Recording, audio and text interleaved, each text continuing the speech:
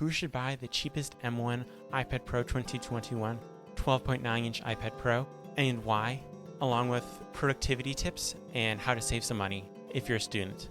I'm Maxwell, this is MaxwellBatesTalksTech. I'll have all the affiliated things linked in the video description and the time codes to the different spots, so if you're interested, skip to those different spots. So let's get into the video. If you're interested in the opposite viewpoint, check out the video. I'll have it linked in the video description for who should buy the maxed out version or most powerful version, but this is who should buy the least expensive iPad Pro 2021. Even though least expensive is kind of a not as accurate of a statement because they're both really expensive. $1,099 is a lot. If you're a student, you can get $100 off with student discount, but that's still a lot of money. But the amazing thing about this year is most of the major improvements are all the way from the baseline all the way up to the top. There's only a couple main key differentiations between the top level and the bottom level, but where the sneakers hit the pavement is where most of the specs are, and it's the most interesting point to find where a tech company can pack as many specs in as they can for a given price point. And if the Apple tax is anywhere in the Apple ecosystem, it's on the storage configurations. It doesn't cost that much to increase the storage, but they charge a lot more. That's where they make most of their revenue and out of a portion of the sales of the device. So you don't really need the most expensive iPad Pro, the 12.9-inch iPad Pro, 2 terabytes plus 5G LTE is $2,400, which is an insane amount of money. You don't need to spend that. You can get 90% of the functionality for more than half the cost, especially if you're a student. I would recommend getting the 12.9-inch iPad Pro over the 11-inch iPad Pro. The 11-inch iPad Pro really didn't change that much from last year. Of course, it has the M1 chip in it, which is a desktop class processor, just like in the iMacs and the MacBook Pro and the Mac Mini and all those things in the new iMac.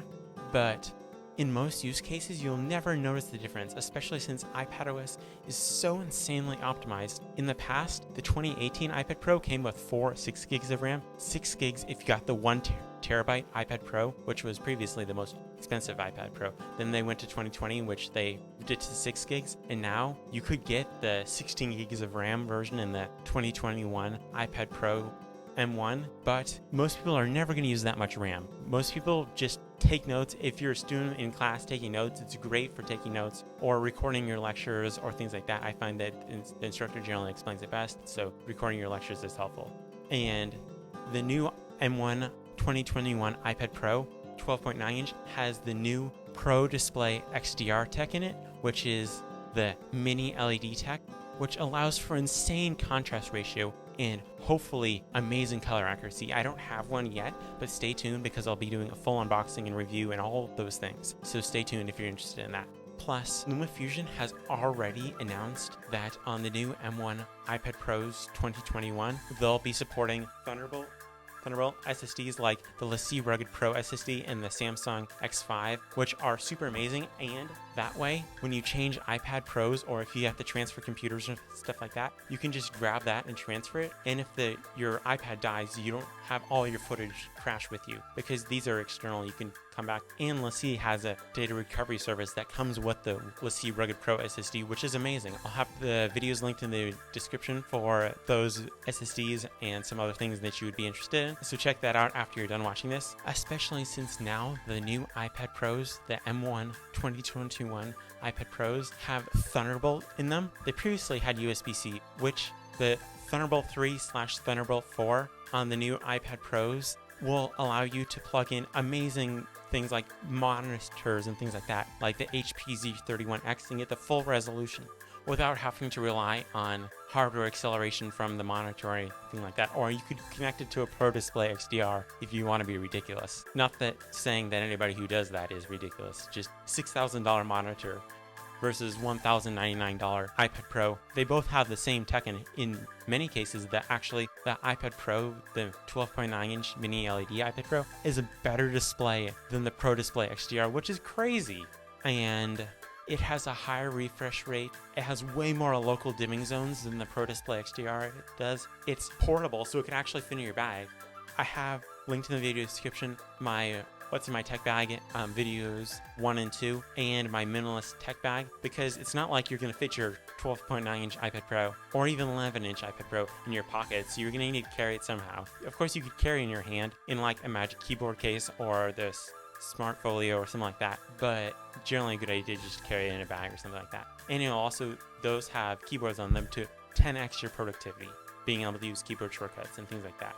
And it also makes it a lot more accessibility friendly because you can plug it in with pretty much anything now, anything over USB or Thunderbolt, so you don't have to worry about it when you're going to school, especially as a college student who does multimedia. If I have to plug it into the school computers, all those computers generally have Thunderbolt on them, which works over the PCIe protocol. And in the past, I always had to carry the receive-ready Pro SSD because this one does USB and Thunderbolt, so I could transfer the files to my instructors or things like that.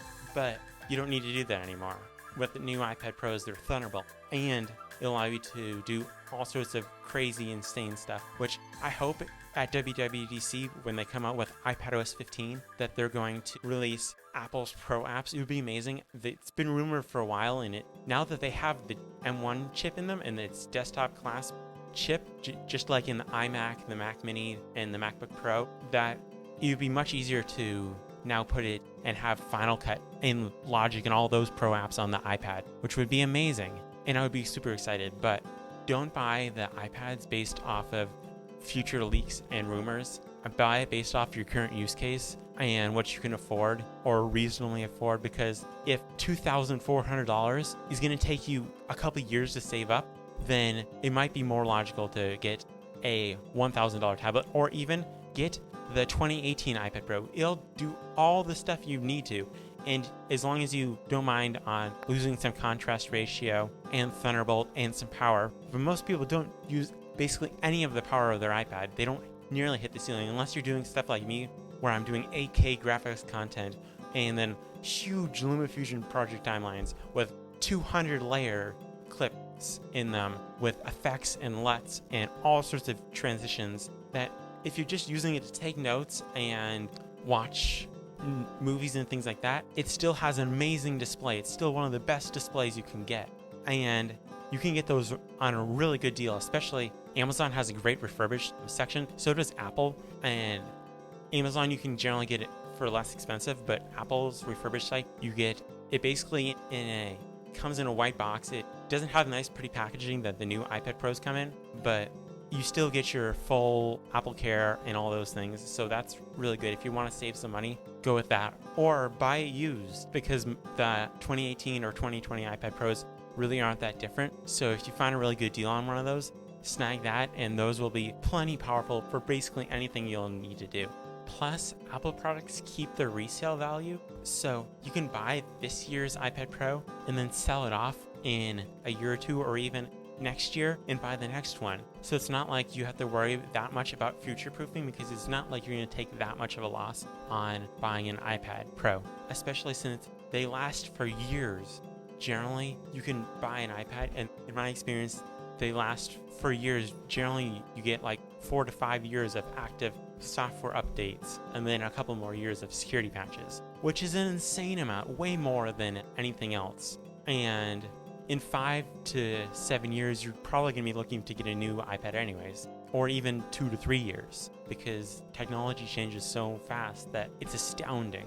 So basically, buy what you can afford and buy the best thing you can afford right now, because you buy it right or buy it twice. So buy the best you can afford and buy the most RAM and storage you can afford. Buy more than you think you need, because you'll end up using it. And plus, even if you got the 2 terabyte iPad Pro, Apple doesn't have a transfer indicator on how much progress there is going between each device. So when you're transferring footage back and forth, you don't know if it's stalled, if it's not working, if it's almost done, or it's going to take a long time. So for most people, you don't have to worry about that. But that would be one of the things I would really wish they would have at WWDC, is to fix that issue, because that's an issue.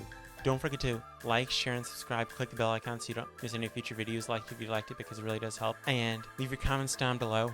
What are you excited for? And what features do you want on the iPad Pro?